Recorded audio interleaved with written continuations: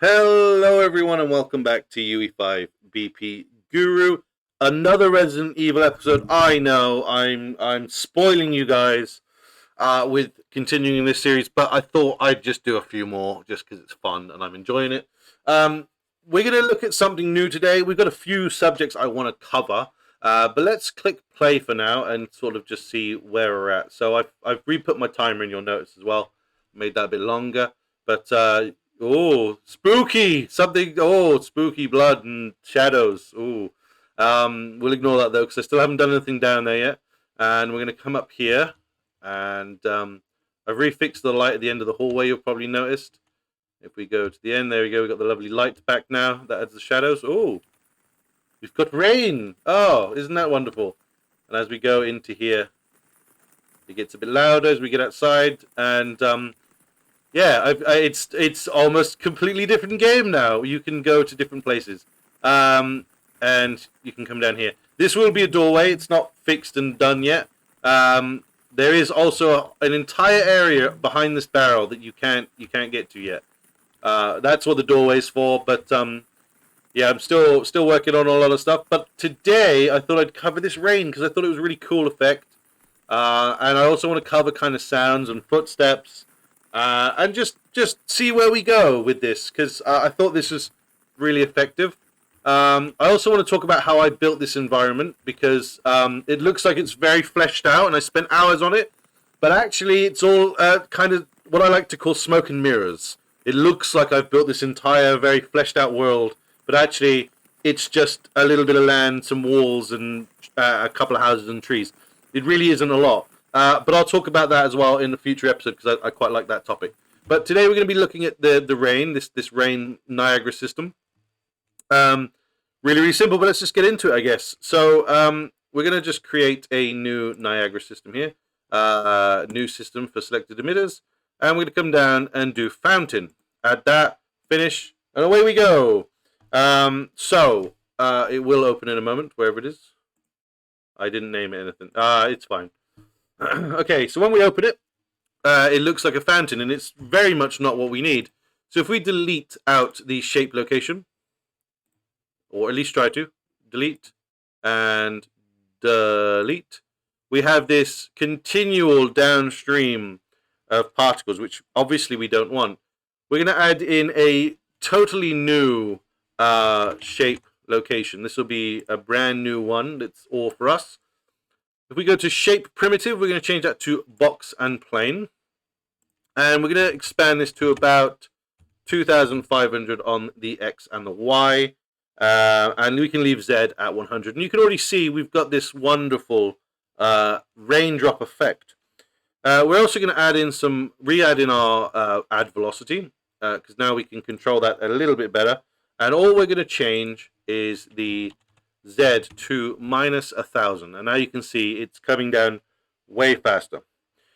But it's a little bit light, so what we're going to do is we are going to go to our spawn rate, and I found 750 worked best for me, and as you can see, it's a lot faster now. We're going to go to our initialize particle. We only need to affect the where is it? Sprite size mode. We're going to change that to non-uniform, and I found that 1 and 10 was kind of the best. And as you can see, you got that fine rain. You'll probably notice that the particles are all kind of off to the side. They don't really look particularly nice at this point. So what we're going to do is we're going to go into our sprite renderer, wherever that is, down here. And we're going to change the alignment to velocity aligned. And now you can see you get they're all kind of going down. If I can get a bit closer to some. They're all going down straight now, which is phenomenal. If you want to simulate some wind, what we can do is we can add 100 into the Y, and they'll kind of go off now at a slight angle, just to get that realism, because we all know that the rain isn't always directly straight down. It's affected by the wind, and it can kind of go off at an angle. We're going to go into particle update. We're going to add something new. We're going to add in collision. And the reason for this, where is it? Collision. There it is. Spelled it wrong. Collision. We don't need to change anything in here, but basically what we want to do is we want to make sure that we are not colliding with anything, because with particle systems, you'll notice, sorry, we want to make sure we are colliding with stuff, because basically when we get, oh gosh, that was weird. When it hits something, it just goes through. So if you have a building, you can get snow and rain, it will go through your buildings and it will look awful. Adding a collision in will just help defend that. And we also want to add in generate collision event, like so. You're going to get an error. And that reason for that is we need to go into the properties and we need to tick on requires persistent IDs. And as you can see, it's now fixed a bit better. Basically, this will be a bit of a performance hit, but we're going to kind of try and solve that by destroying the particles when they hit something. So if we go into particle update again, we're going to go into kill particles. And we don't want to tick this on. If we tick this on, it's going to delete everything because it's instantly going to kill the particles, and that's no good to us. If we click the drop down, we can go has collided.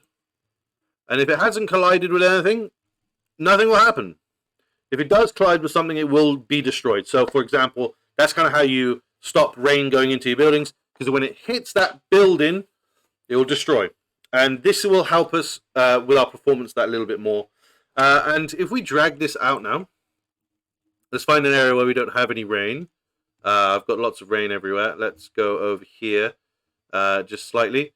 And we'll drag out this new cycle. Here we go. And we can just drag that up. And as you can see, we now have our rain. And it's kind of dropping at an angle, which is really, really nice.